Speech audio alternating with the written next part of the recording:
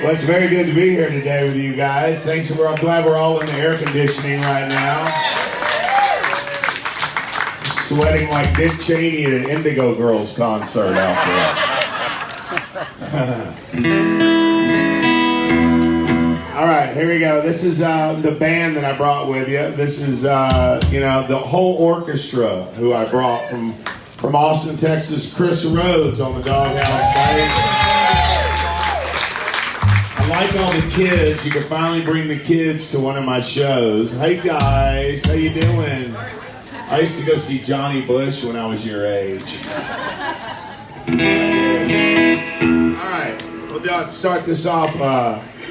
Dedicate this to my buddy Mike Stinson. 1, 2, 1, 2, 3.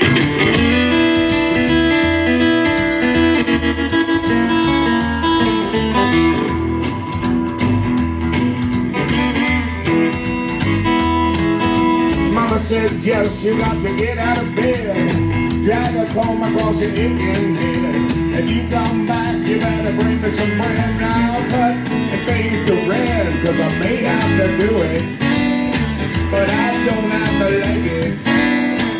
I may have to do it, but I don't have to like it. I may have to do it, don't have to like it. What if boss said, Jesse D, you got to punch him by 9? Check everything coming down the line. Well, if you need a break, you better give me a sign. It's worth going till the sun don't shine. I may have to do it, but I don't have to like it. I may have to do it, dog, but I don't have to like it. I may have to do it, don't have to like it.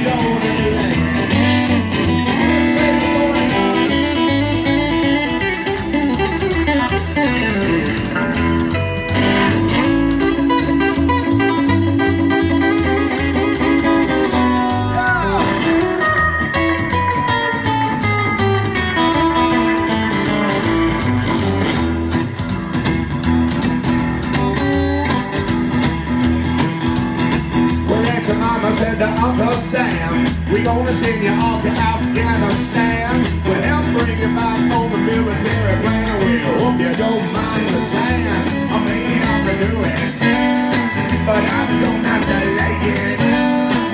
I may have to do it, son, but I don't have to like it. I may have to do it, don't have to like it. Somebody do this on the Christian.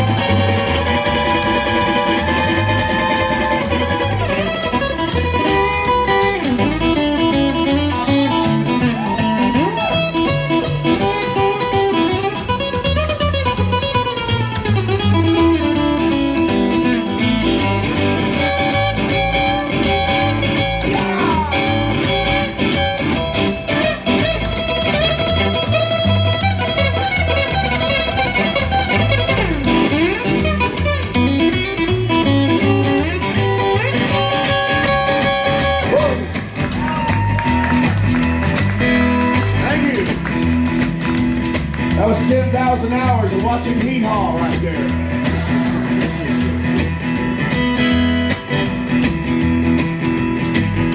Oh, well, the doc said, yes, indeed, you got to run out of time. Drinking all that Jim Beam shine. Stop having in your money, you'll be fine. And I'll see you in the checkout line, cause I may have to do it, but I don't have to like it. I may have to do it now, but I don't have to like it. I may have to do it, don't have to like it. All right, y'all still with us? I don't think they're gonna have enough beer for this crowd right here. All right, usually I say may have to do it, you say may have to do it, I say don't have to like it, you say don't have to like it, and you could just sit there in the dark, but I can see y'all are standing under some mighty bright lights. It kind of reminds me of a couple of failed English classes that I had. I just never did like that neon lights at school, man. I like those other neon lights. All right, so here we go. I'm gonna say may have to do it. You say may have to do it. I say I don't have to like it.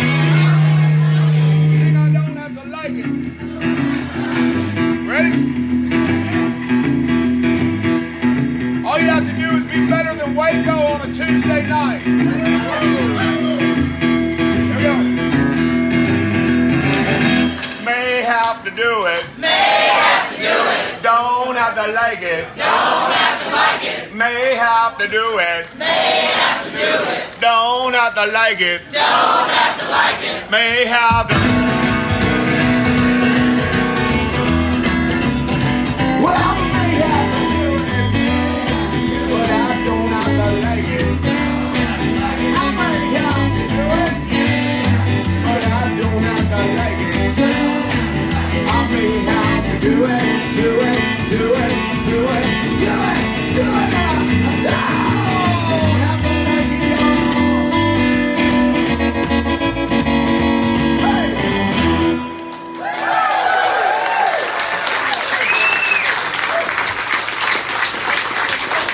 Well, thank you very much. Yeah, this is kind of a free-for-all up here is what we're doing.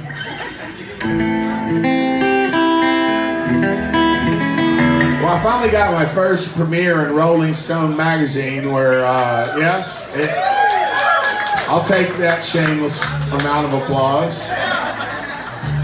Because I was always like kind of the guy that like, well, listen to a flurry of hot guitar licks from this unsaid person. It was always like, you know, I'd show my parents, hey, I got in here for this Waylon record or whatever, Super Suckers or whatever, and they would barely, you know, be barely anything about me. And so finally they gave me this thing and about this song that I wrote about what happened in Charlottesville, Virginia, which is kind of a sister song to Miss Victoria. I don't know if y'all heard that song, but it's a song about an old African woman who was from Louisiana, who raised me. She lived with my family when I was a little kid. And while my parents were off at work and my brother and sister were at college, I was hanging out with this old Creole woman, learning how to speak Cajun and cook and listening to Lightning Hopkins records and all kinds of cool stuff.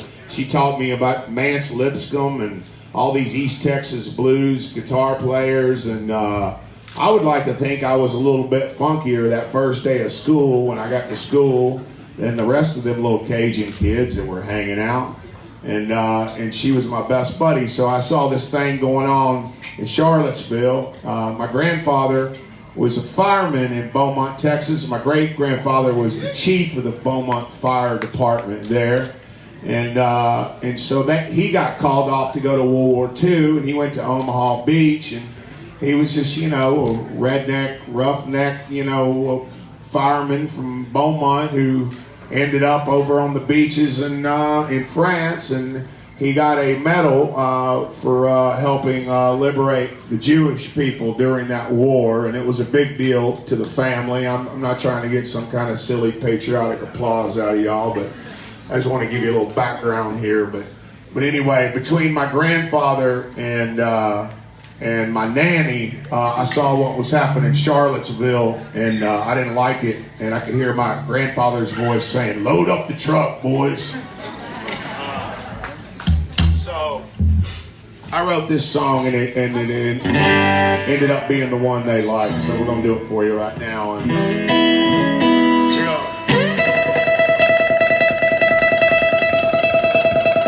this is called Chicken Picking.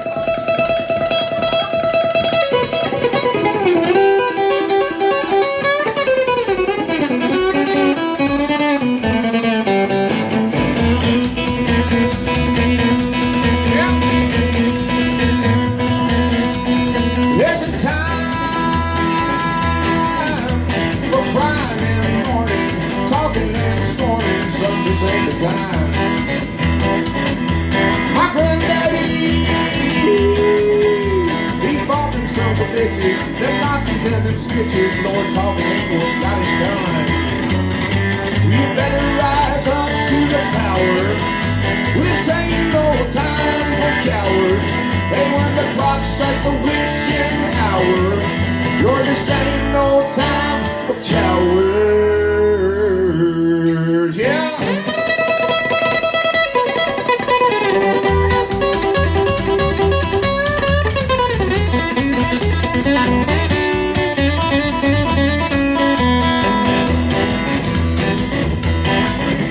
What Charlottesville,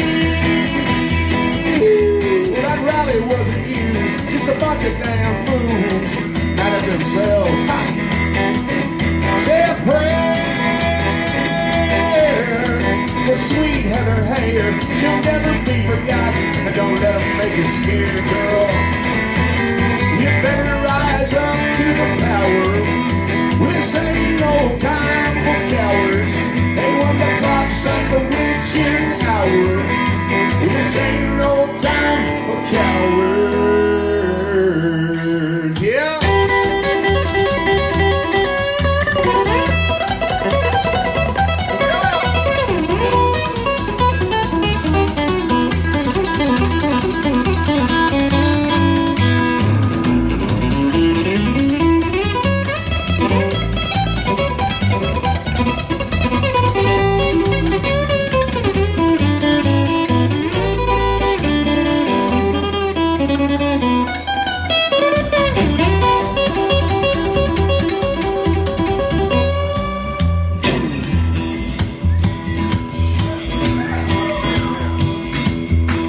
Y'all still with us? Can I get a hell yeah? Where's the rules? Like do unto others, listen to your mother, and kindness to strangers. Say a prayer to sweet Heather Hayer, she'll never be forgotten. Don't let them make you scared, girl. You better rise up to the power. Lord, this ain't no time for cowards. And when the clock strikes the witching hour, well, this ain't no time for cowards. Yeah.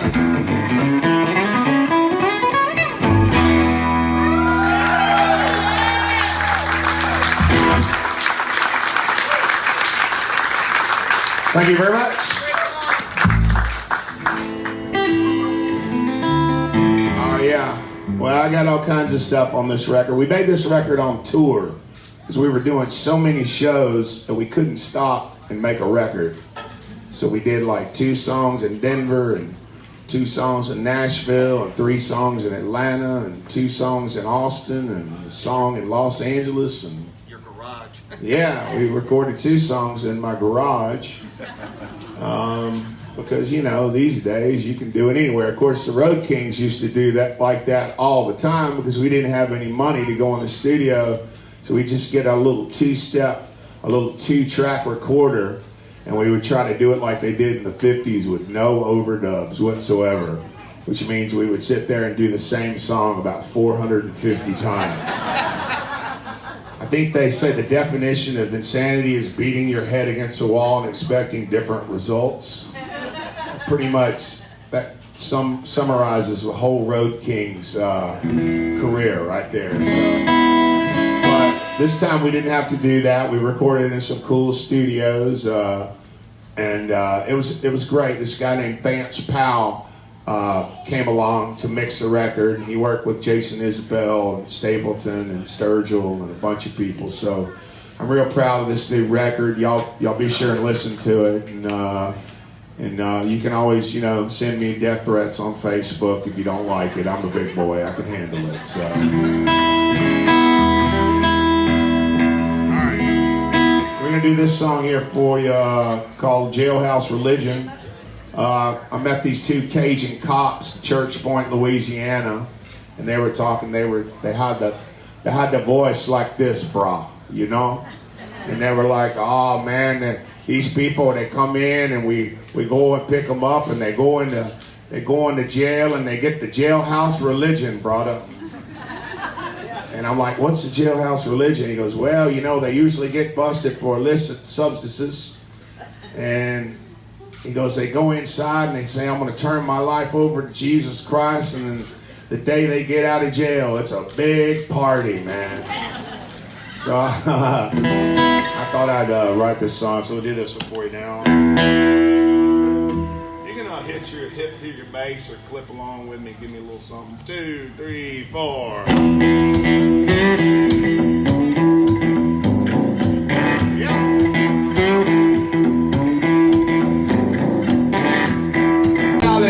You better start praying your rosary. Broke down in church, falling, bag of medicine on your knee. Yeah. Waiting on Johnny Law to come down here, put the cuffs on you and me. Sing it. Jesus gonna wash me in the water. He's gonna wash me in the water. Here we are now, darling, riding with the man in blue.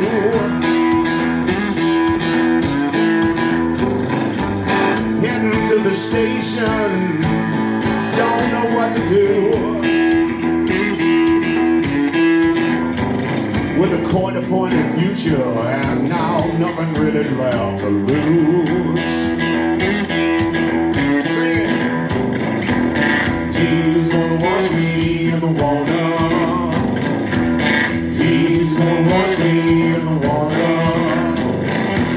He's gonna wash me in the water.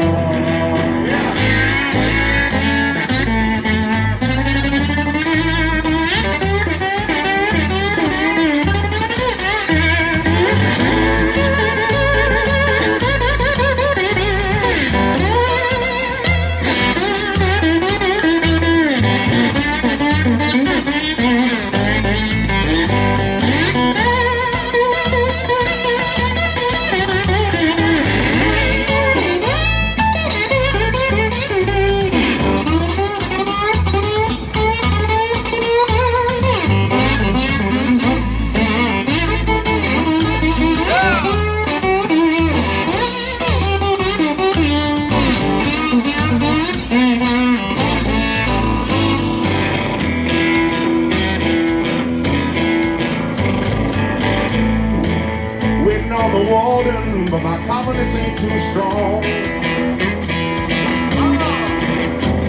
Well, a poor boy don't like me. He said, son, when did you go wrong? I don't know. Oh, but this ain't no time to get set up. I gotta get myself back home. Sing it. He's gonna wash me in the water. Yeah. He's gonna wash me in the water. Yeah, yeah, yeah. He's gonna wash me in the water. Sing it. He's gonna wash me in the water.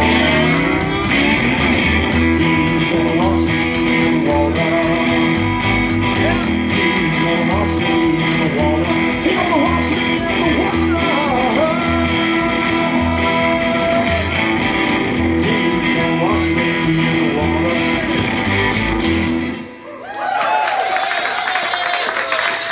Thank you very much. Can I get an amen?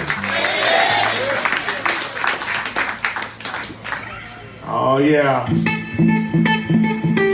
Nothing like bringing a little Cajun Catholic kid into a Pentecostal church. It's such a freak show, you know, for a little kid. And then your little Pentecostal and Southern Baptist buddies come over too, and they're like, hey, we saw your preacher smoking a cigarette and drinking a glass of wine. We don't know if that's all right. We're like, well, that's the priest, actually. But and then they go, you mean you could just walk into that little booth and tell them you're sorry, and then you walk out and everything's cool?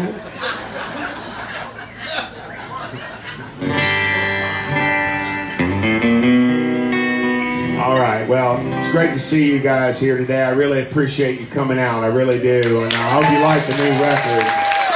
I love Houston, Texas, you know.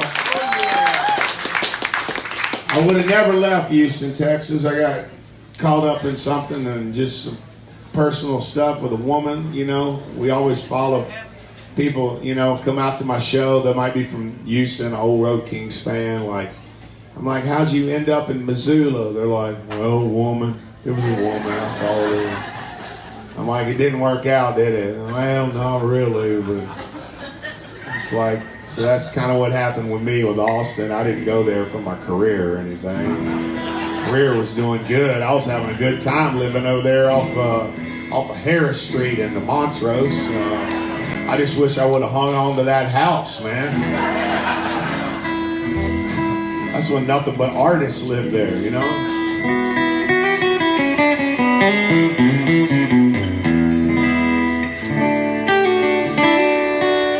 Let's see what I got here. Hold on. You guys got a minute while I find something? Yeah. This is kind of a low-key family, or I should say, well, I wouldn't say family, but I would say maybe a dysfunctional family reunion. How about that? We'll take it. Yeah. All right.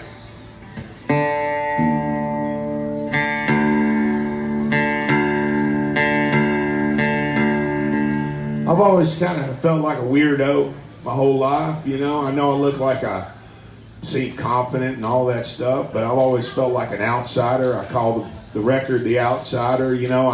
I could always go and play rock and roll and fit in with those guys, and I could bring it down and play the chicken picking Jerry Reed country stuff, and you know, just because I didn't sound like Stevie Ray Vaughan like the 1,900 other guitar players in Austin, I could do a little, you know, those little chicken picking licks, and that got me gigs with Johnny Cash and Ray Price and all these people that I got to play on their records, and Waylon and then, you know, punk rock. I heard punk rock. I went and saw The Clash in 1983 when I was super young. Yeah. And that kind of changed my life because they were singing about something, you know. It wasn't just about chicks and cars, and which I like girls and cars, as you guys probably know.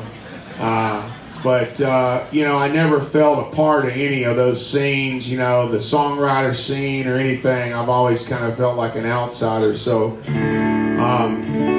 but I did used to come here to Anderson Fair and listen to I had a cool older brother. You know, it always goes back to that, doesn't it? Like somebody cool comes into your life, says, hey, man, you need to listen to this guy.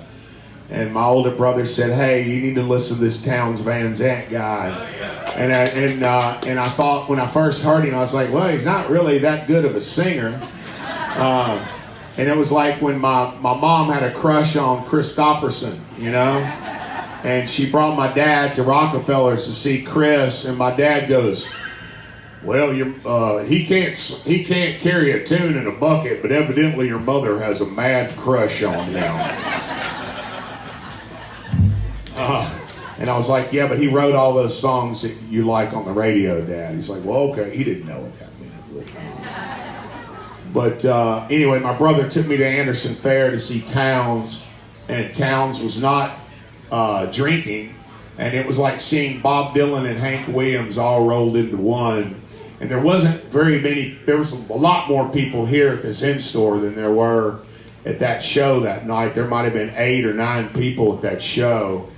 And I had chicken skin for days. I mean, I was just so blown away.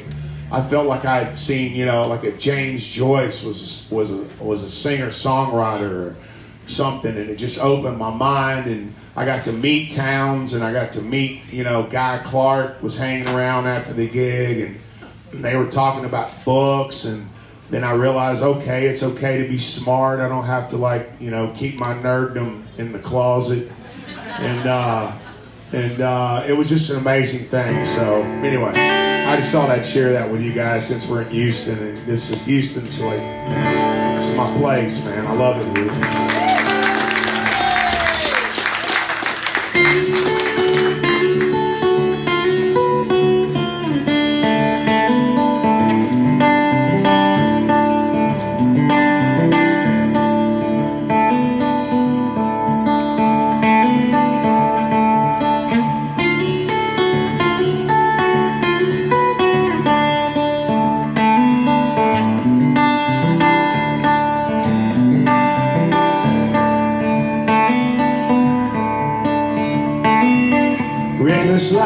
reckless like a drunk.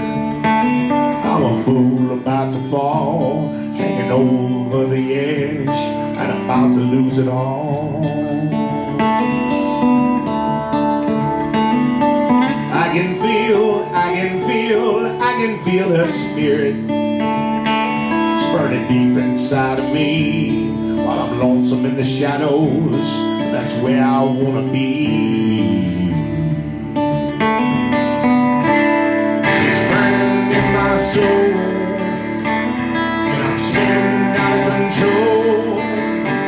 And she's locked down in this hole, and she's burning in my soul. Burning down, my flame keeps burning down. But the world don't seem to care if I go out on a whim and just vanish in thin air. Let's play this.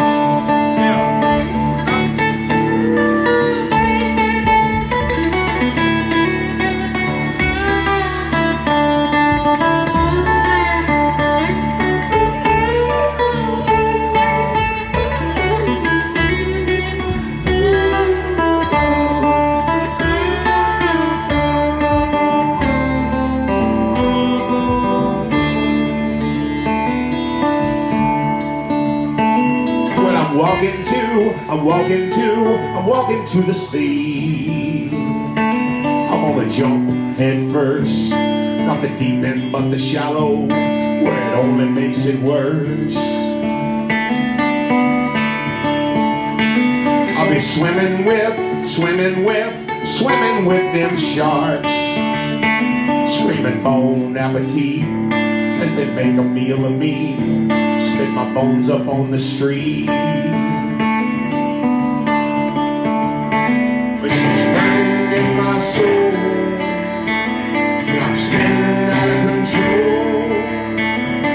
Locked down in this hole, she's burning in my soul.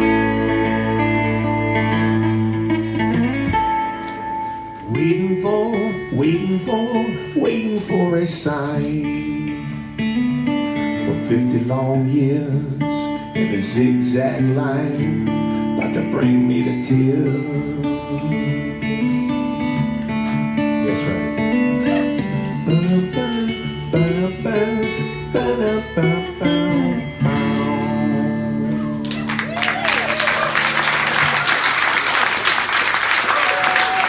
Thank you so much. All right. Well, we're playing the Monkey Duck. I hear it's sold out, but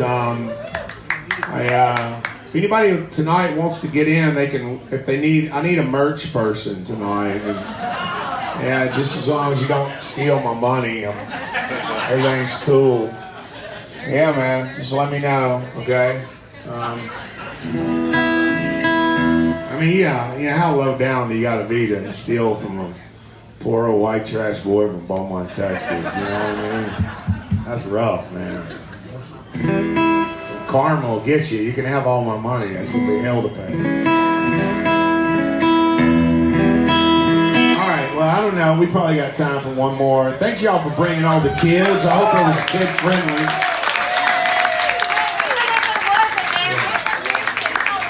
Oh, I know, it's cool. Man, I grew up in a very un-PC time, and my parents used to go see live music all the time, and they both kind of met up at the University of Texas, and they would bring me to the Armadillo World headquarters, and I was just like a little kid, and it would be like, first show, Miles Davis. Second show, Mothers of Invention. Third show, Willie and Waylon, all in one night for $10. Like, take that, San Francisco, for your eclectic bills, huh? We somehow slipped a couple of redneck hippies in there that they didn't, you know. But they would take me to all these little dance halls around here, and they would go dancing, and they would go see, like, you know, Johnny Bush or Willie or whoever it was, and I would fall asleep at the coat racks about 9:30.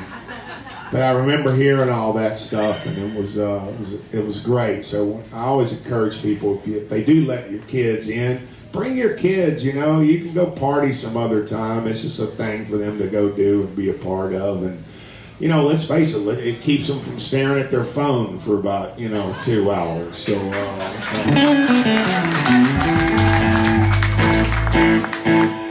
I don't know what we're going to play, but we're going to do one more. I'm going to do one that I know y'all know that's not on the next record, not on the new record. It's on the one before that. But this is a song about all my uncles and these crazy family members that I had. My dad over in East Texas. My dad barely escaped all that. He was the first one to, to make it out of oil fields and get an education. So he was they kind of messed with him a little bit for doing that. They called him uppity a little bit. And, he's the most un-uppity guy ever.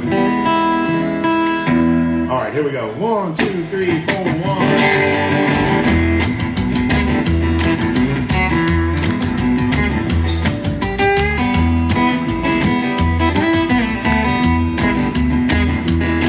Well, Daddy was a badass, oil field white trash, never took nobody's lip.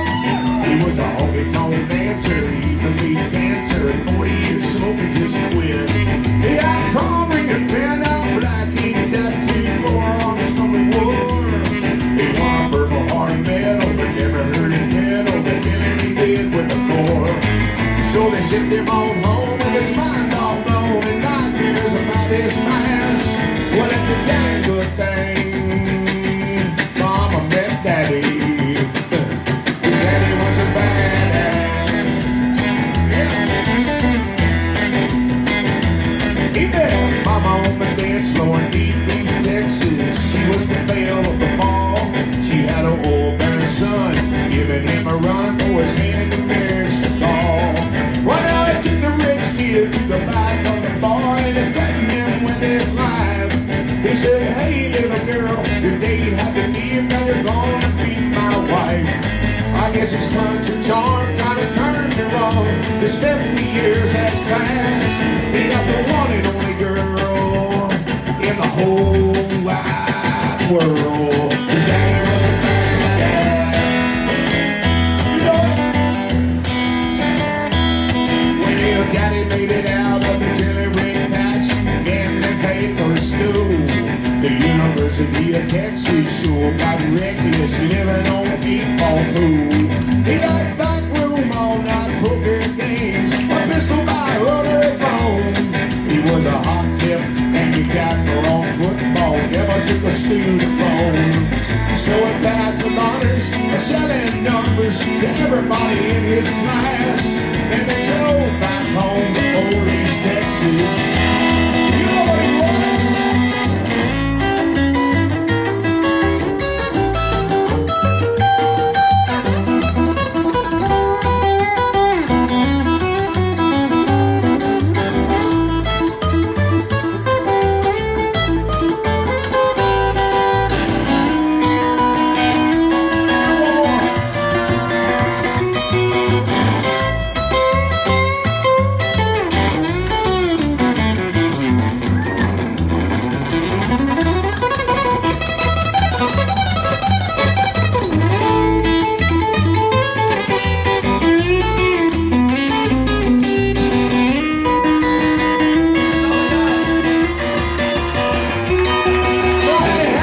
Kids and they built a little house and they started that company. They made drilling bits for the oil rigs and made a truckload of money. Hired all my uncles and the good old boys. But back in the roughneck days, till the shop burned down and lost everything they had, Lord, they went their separate ways. So he bought my brand and he flew to Vegas, put it on the red and black. He made 200 G's. He got the business back, y'all.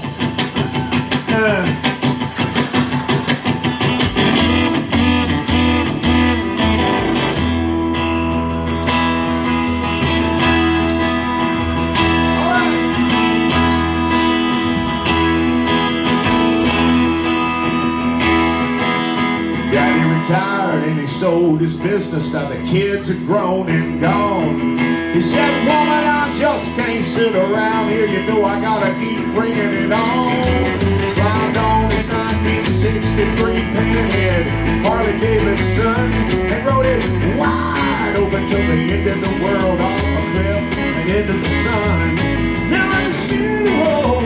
Mama was smiling, said that's the way you should have passed. In a blaze of glory, he was done with the world, man. His daddy was a badass. His daddy was a badass. His daddy was a badass. Thank y'all so much.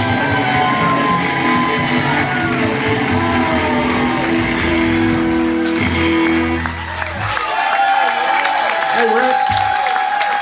Hey, Ray, come up here and sing. Hey, could y'all kind of scooch in a little bit so Ray can take a picture of y'all? This is the best in-store we've ever played in our life, and I want to tell everybody how cool Houston, Texas is. So, You got us?